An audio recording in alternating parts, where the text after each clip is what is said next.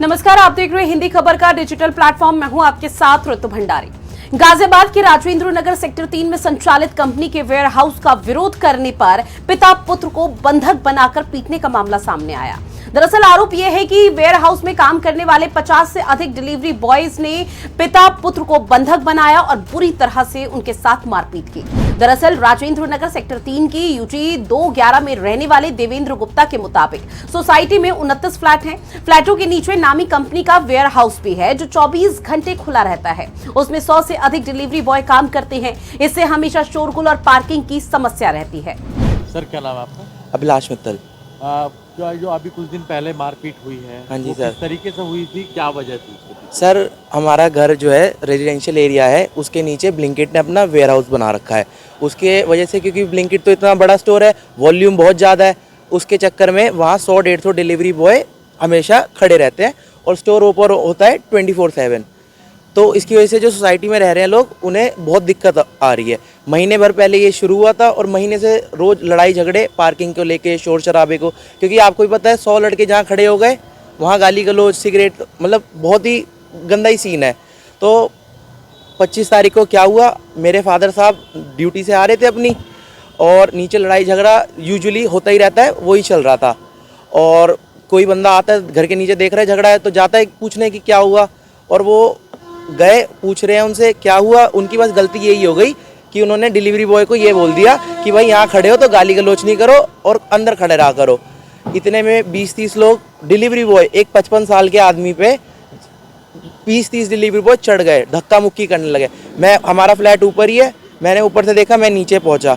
इतने में ही जैसे मैं नीचे पहुँचा, इतने में हाथापाई शुरू हुई और हमारे ऊपर 30-40 डिलीवरी बॉय चढ़ गए और हमें वेयर हाउस के अंदर ले गए। मतलब डिलीवरी बॉयज़ की इतनी हिम्मत हो गई है, दिन दहाड़े 4:30 बजे पूरे, मतलब क्या कहते हैं, इतनी बिजी एरिया में घसीट के ले गए और शटर बंद कर दिया। शटर मैं खोलने की कोशिश करी है तो मेरे में लाते, घूसे, बैट, लाठी सब मारे हैं और शटर बंद करके दिन दहाड़े हमें अंदर मारा है। 15 से 20 से 25 मिनट जब तक पुलिस नहीं आई है तब तक शटर नहीं खुला है। अब ये इससे वर्स्ट केस सिनेरियो क्या हो सकता है एक आदमी के लिए? क्या क्या? पुलिस के ने 4 को गिरफ्तार करा है, बट प्रशासन से हमें इतना सहयोग नहीं मिला है कि जितनी की हमें उम्मीद थी। तो आप चाहते क्या है? उसको हटवाना चाहते हैं? ब्लिंकिट को बंद करना है, क्योंकि रेजिडेंशियल प्रॉपर्टी पे कमर्शियल एक्टिविटी हो ही नहीं सकती।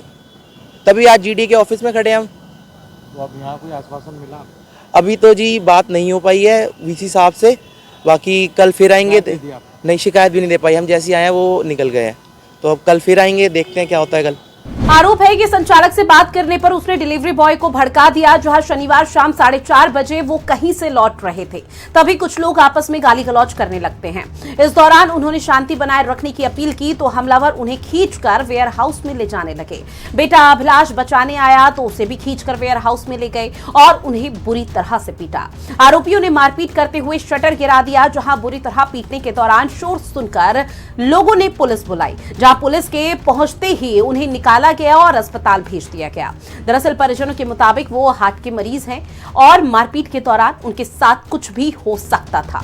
बहरहाल पुलिस ने आरोपियों के खिलाफ मुकदमा दर्ज कर लिया है और कुछ लोगों को पकड़कर जेल भी भेज दिया गया। लेकिन इस तरह से खुलेआम गुंडागर्दी करने वालों पर आखिर पुलिस कब तक लगाम लगाती हुई नजर आएगी, या कभी पुलिस प्रशासन के हाथ कोई बड़ी सफलता लग पाएगी भी या नहीं? इस पूरे मामले को लेकर आपका क्या कुछ कहना है, कमेंट सेक्शन में जरूर बताइएगा।